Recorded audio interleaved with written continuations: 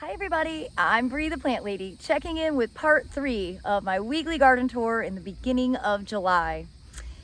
Well, it's in an awkward spot, but this Amy is making all my dreams come true. I've wanted to grow this for so long, and I'm so pleased that I have a couple of plants and I'm going to get copious amounts of seed to be able to distribute to people. I think this is a really beautiful carrot alternative. Bigger flowers, incredible pollinator activity. Let me turn the camera around and give you an up-close view. Obviously, all of the pollinators love this plant, and I'm not exactly sure which insect this is. Those are honeybees, and it's just covered. There's so much activity on this plant. It's amazing. I mean, look here, teeming with life. Certainly a plant I look forward to growing a lot more of. Again, I mentioned it's an awkward spot because this was just seeded and it grew. And speaking of seeding and growing, I believe I'm going to have a banner stand of sesame. That's predominantly what the seedlings are in here. I also have zinnias, and I know I seeded a bunch of stuff, so hopefully when I get back from this trip, more will have germinated. I'll be able to differentiate everything, but I'm really pleased that we got this border cleared as early as we did, got it replanted, and then really intensely watered it to get everything kind of having a jump start. This should be really spectacular for the fall open garden, which is scheduled for Saturday, September 21st, first day of autumn, noon to 4 p.m. And I don't think we're gonna do a massive plant sale, but that will be the big first seed sale for the poppies and larkspur and other cottage garden plants. Now you could tell that this Edgeworthia is not wilted. That's because I've been watering.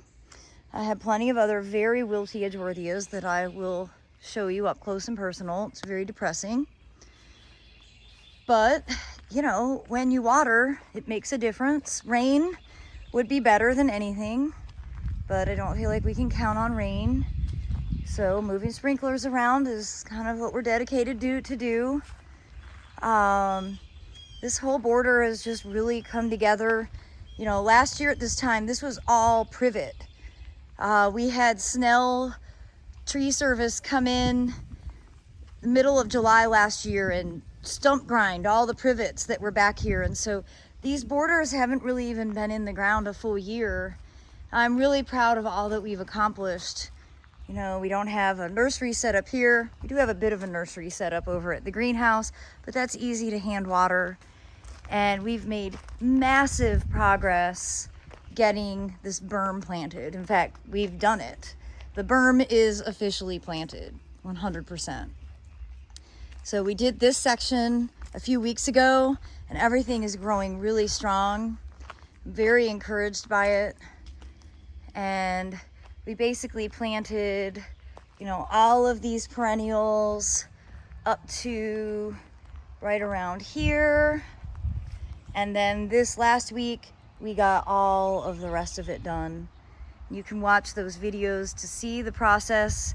We did it in 3 days. It was extremely hot and super unpleasant, but it's really great to not have to water all those landscape plugs. And if we can get this established and it finally start growing on its own, it's going to be magnificent. Now we still have gravel to put down. We're not really in any rush. The gravel is more for erosion control, and since we're not getting any rain, it doesn't matter. Walking into the woods, I have actually been running a sprinkler in the woods, something I swore I would never do, and you can't even tell that I've been doing it. Things are pretty sad and wilty. We're definitely gonna lose a lot of deciduous azaleas. I mean, even taxodium, you know, they like water. That's why I put them back here. This is usually standing water. But the taxodium are suffering significantly. Actually, I've lost a taxodium over here. You can see how dry this Carex. This is Carex lurida. It looks terrible. Yeah, there's just, there's no, for being a swamp, it's not very swampy right now. It's sad and dry. I am pleased to see that this magnolia looks as good as it does. It's in a low spot. When I water, I think more water congregates here. Yeah, showing you the reality of it. I did spray 2,4-D to kill back the poison ivy and some of the grapevine, and I sprayed the privet, but it didn't really kill any of the privet. But yeah, we're not gonna deal with anything back here until winter. That's just, if we spend too much time back here, we're gonna water even more, and well, it's just not gonna be economically or environmentally sustainable. Now as we come up this way, I did water this border for several hours last night, but you can see this hydrangea looks pretty terrible. I mean, hydrangeas are really dramatic. They don't take drought well. Probably I'm gonna lose this Edgeworthia. This is the Edgeworthia papifera. Although I don't know, there's some healthy new growth. I should probably just cut the old stalk off and, you know, let this part be gone.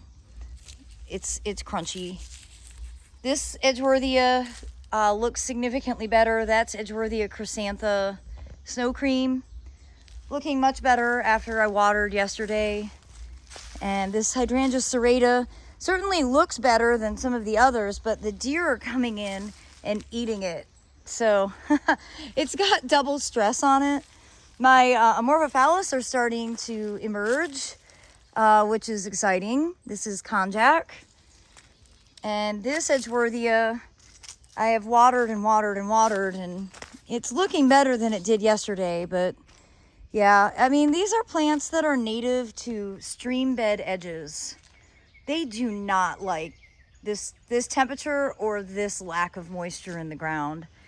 And I'm sad to show you around the corner what the big Edgeworthia looks like.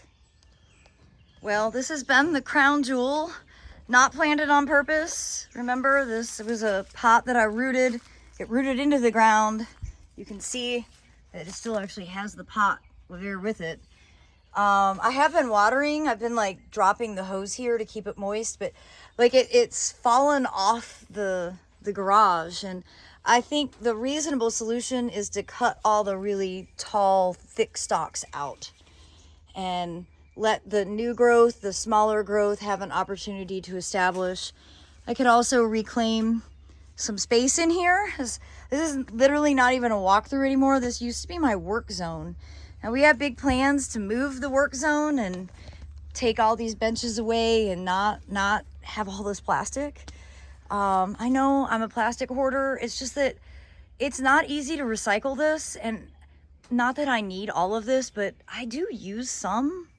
I'm just justifying hoarding. But we have plans to go through this, but not when it's this unpleasant out. We can wait and deal with this when it's cooler. The grass is crunching under my feet. Now, I've not been watering this bed very well, and it shows, but it's okay. The native plants seem like they're pretty well established. They're not wilting. The snapdragon doesn't need to be there. Catnip seems fine, also full of pollinators. Over here at the shade greenhouse, I don't know about these poor peppers. I mean, they get watered every day, but they look terrible. Same thing with the eggplant. I did put peanuts in here. Peanuts have better drought tolerance, so maybe they'll get established. Of course, we are keeping all of these pots watered, and everything looks really terrific. It's an incredible difference compared to 2 weeks ago when we were just starting to clean this bed up. We're even starting to get some peppers to produce. These are sweet banana peppers. All of those pots that I did just over a week ago are growing really well. That's because they are in great soil. They are in veggie mix from Soil Cube, and they get watered every day because there is a hose right on the back end of the greenhouse. And as we walk this way, Again, I'm really pleased to have gotten everything cleaned up, because we are often still doing this in the middle of July, and so this year we're way ahead of schedule.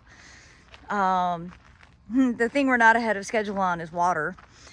But all of these are looking good. These are raspberries and blackberries. These potted blueberries are maybe showing a little sign of improvement. I might be being a little hopeful there, but they haven't gotten worse.